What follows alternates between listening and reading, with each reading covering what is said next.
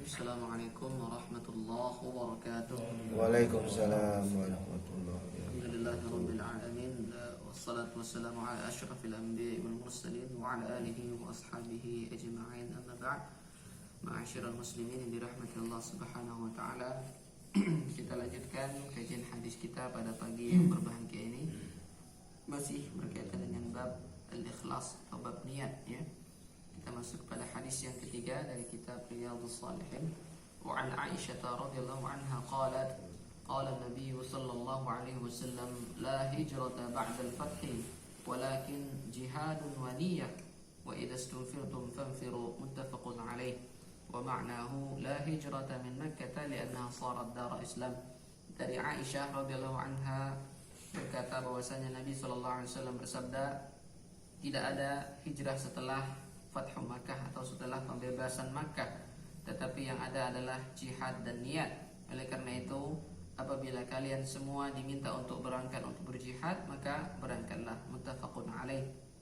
Ya, makna sabda Rasulullah sallallahu alaihi wasallam la hijrata ba'dal fathi, tidak ada lagi hijrah setelah fathi, artinya tidak ada lagi hijrah dari Mekah ke Madinah, ya.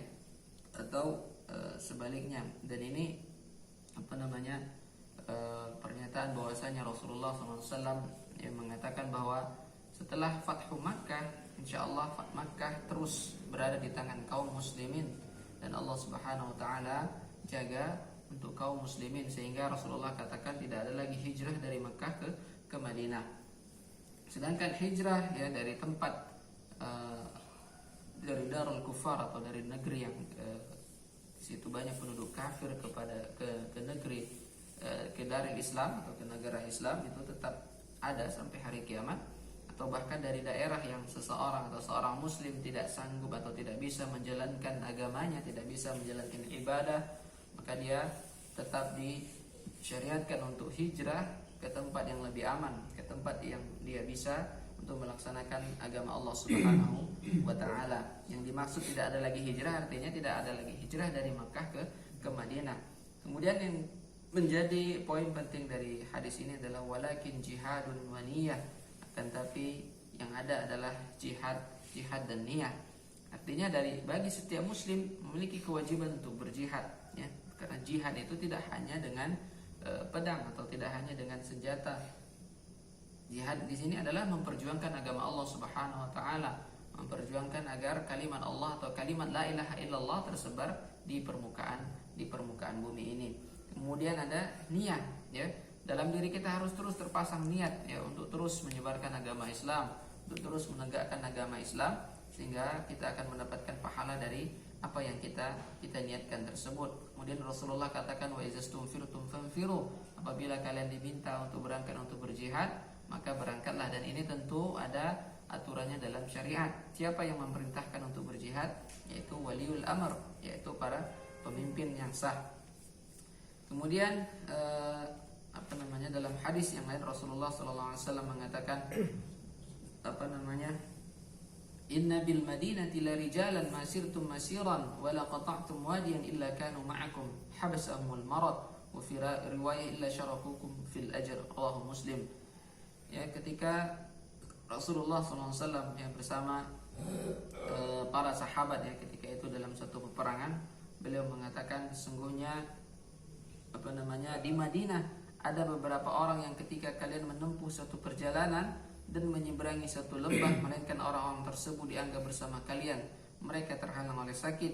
Dalam riwayat disebutkan melainkan mereka yang tertinggal itu mendapatkan atau sama dengan kalian dalam memperoleh pahala. Hadis riwayat Muslim.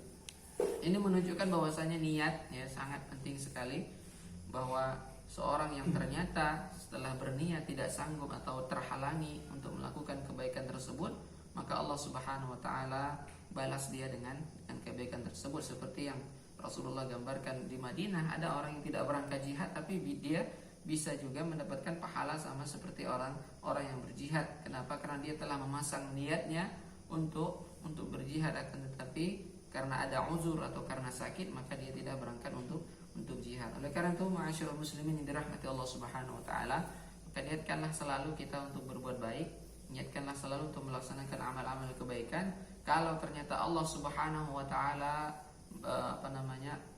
menakdirkan kita tidak melaksanakannya, maka kita mendapatkan pahala dari apa yang telah kita niatkan tersebut.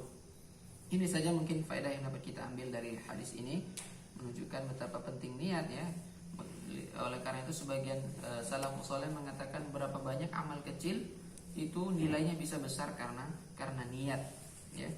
Bahkan begitu juga sebaliknya, beberapa banyak amal yang kelihatannya besar itu bisa menjadi kecil atau rusak gara-gara niat.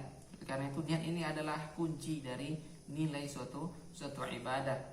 Maka mari terus kita perbaiki niat kita semata-mata untuk menggapai ridha Allah Subhanahu wa taala. Subhanakallahumma bihamdik asyhadu an la ilaha illa anta astaghfiruka wa atubu ilaik. Assalamualaikum warahmatullahi wabarakatuh. Waalaikumsalam.